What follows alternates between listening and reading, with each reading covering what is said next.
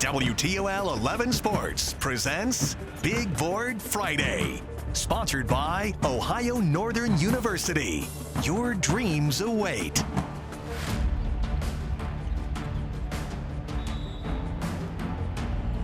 And by Charlie's Dodge Chrysler Jeep Ram. Doing it different, doing it right. By Frickers, the home for fun, food, sports, and spirits. By PT Link Physical Therapy. Feel the difference and get relief now. By Renewal by Anderson, the better way to a better window. And by the Toledo Clinic. Choose well, feel better. Now, here's Big Board Friday. Good evening, everyone, and welcome into another edition of Big Board Friday, sponsored by Ohio Northern University. I'm your host, Tyler Segerman, pleased to be here with all of you. Now, this show is typically geared toward high school basketball, and we've got plenty of that coming up. But tonight, we begin on the college hardcourt with the Battle of I-75. Toledo and Bowling Green squaring off on the men's side for the first time this season, and with both programs coming off losses earlier this week, a rivalry win would carry some weight. To the Stroh Center we go. Falcons seeking back-to-back home wins over the Rockets for the first time since 2012. Early in this game, it was Toledo in control. Isaiah Adams knocking down a three here. That capped off a 7-0 start for the Rockets. Bowling Green, though, answering back. Loose ball picked up by the Falcons, and then Derek Butler up ahead, flying high for the flush. BG staying in it and getting the home crowd rocking during that as well. Second half, Marcus Johnson going to the rack. There's the bucket and the foul. He led all scores with 28, but in the end, Toledo would pull away. Sam Lewis draining the three there. He buries it. One of four Rocket starters to finish in double figures. Toledo gets the big win. Here's Chase Bachman with reaction from Stroh Center.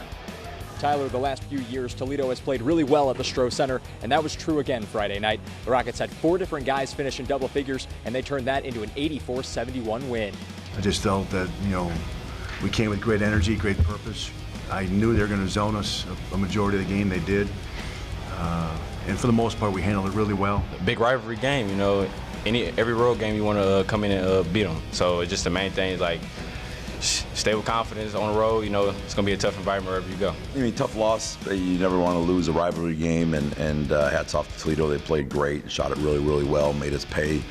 All in all, we've got to continue to get back to the drawing board. The season's a marathon, and so we get back, get better, and learn from our mistakes. Find the strengths, and then apply them to the next game. The Rockets improved to 5-2 in conference play, and will look to keep that momentum going. Meanwhile, for Bowling Green, they dropped to 2-5 in conference play, and will look to regroup. Reporting from the Stroh Center, Chase Bachman, WTOL 11. Thank you, Chase. At the high school level, Central Catholic playing host to the #1 team in Michigan, UD Jesuit. Manny Johnson back in the lineup for the Irish. And early on, home team behind early, but eventually settling in. Dre Wardrop to Caden Kennard, who goes through two defenders for the finish at the rim. Then a little later, the two reversing roles. Wardrop with space behind the line, drops that home. The junior leads the way for Central with 19 points tonight. Transition play now off the miss. Isaiah Mack Russell with a quick heads-up play, finds Johnson at down court, and the junior rolls it in for an easy two. Irish nearly pull off the upset tonight as they battle back to take the lead late, but in the end come up just short, losing by a pair of points. Inside the pit, St. Francis trying to dig out of a hole, sitting on a 5-game losing streak, but still finding a way to celebrate. That's because Jamison Heck recently became the night's newest 1,000-point scorer, and adds to that total here with this shifty scoop. And then later on, off an inbound, Alan Horton finds Chris Polnitz in the paint. The freshman spinning and winning for a team-high 17 points. Then it's Horton joining the party down low, using his size for a high percentage shot. 16 for him. St. Francis behind, though, the entire second half, yet not lying down. Heck poking the ball free, which earns him a nice scoop and score. He matches his jersey number with a dozen, but it's not enough as the Knights fall at home 80-63. Northern Lakes League, Anthony Wayne and Northview matching up in the Buckeye Division. Generals up at the break and going to add to it here. A great backdoor look to a cutting Zane Kutia, who lays it in. A-Dub remaining in control. Then later, a battle for the loose ball eventually ends up in the hands of Mason Taylor. He's not afraid to let it fly. That splashes home for three. Generals continuing to roll. Northview trying to keep it as close as they can. They're going to come up with the turnover and get it ahead to Carson Holmes, who finishes it off on the other end for the layup. However, too much of the home team. Taylor again can't leave him open. Generals going to roll in this one 53-38. Splash. Nearby in Holland, Springfield entertaining the Cougars of Southview, who sit as the Cardinal Division leaders. Southview with the good start tonight. Jerron Witcher with the high post up. He's going to go to work, muscling his way into the paint, gets the bucket and the foul. Cougars up early. That's now the Blue Devils' turn. Nate Pope here going to go one-on-one. He'll split two defenders and gets a smooth jumper here at the top of the key and knocks that one home to keep things as close as they can. Southview, though, they are a juggernaut this year. They're going to get the win on the road tonight, thanks in part to Brandon Ingram here with a hip skip and an easy two here in the paint. Southview goes on to get the win 59-43.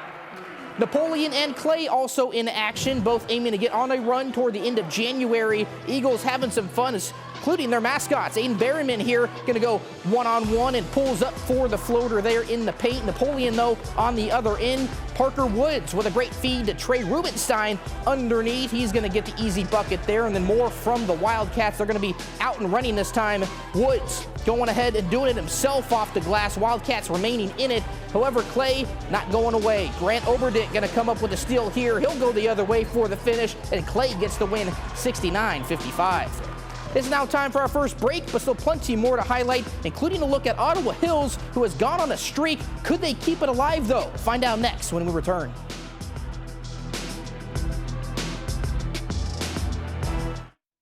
You're watching Big Board Friday on WTOL 11.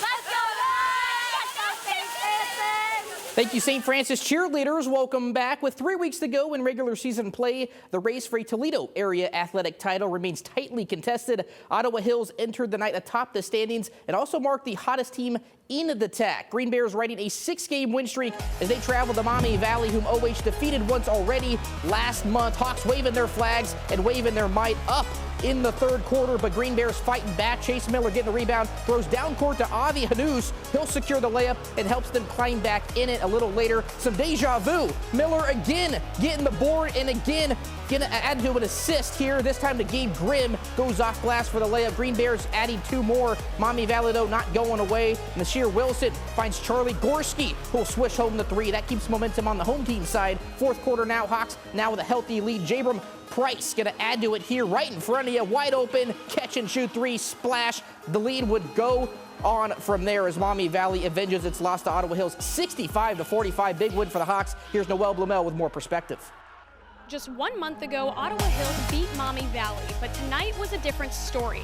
The Hawks pulled far ahead down the stretch and put the Green Bears' 6-game win streak to an end, greatly in part to growing closer as a team over time and a key player's performance who wasn't able to play the last time around.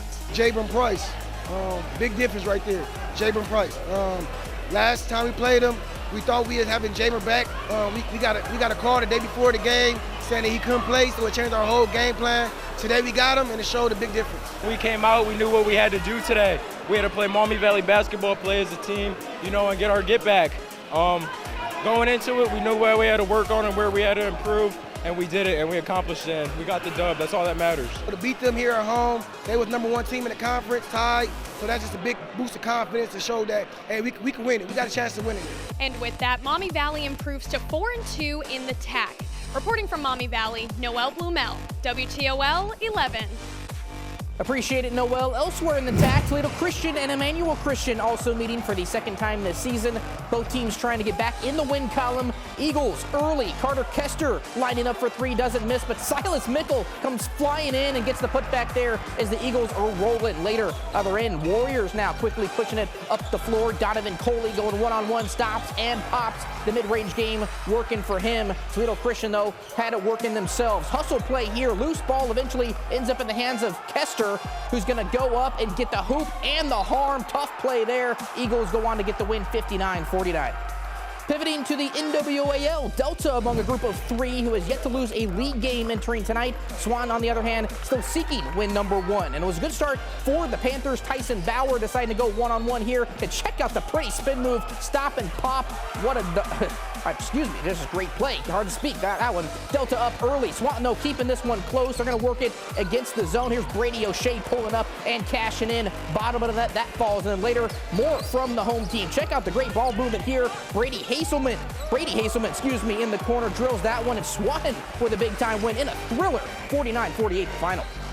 Play of the night we have now reached, and you just saw this moments ago, but worth showing again. Toledo Christian showcasing the grit after a mad scrum leads to the Eagles gaining possession back, and then Carter Kester capping off the effort with a powerful statement himself, the hoop and the harm. What a sequence for the Eagles, which also helped lead to a big-time win tonight. TC flying around tonight and also earns themselves our play of the night. One more quick stoppage before we wrap this show up. Still to come, Otsego has been the story of the NBC all season long. Could the Knights stay perfect in conference play? Find out when we return.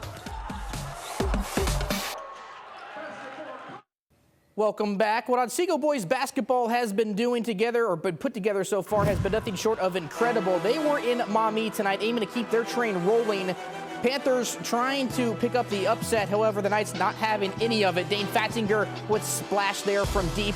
There's Otsego on the board. Maumee looking for a response. Ben Kubik's going to find Carson Grates. He's going to drive and pull up there for two. Gets the home roll as well. Panthers remaining in it. Otsego, though, they're going to stay hot.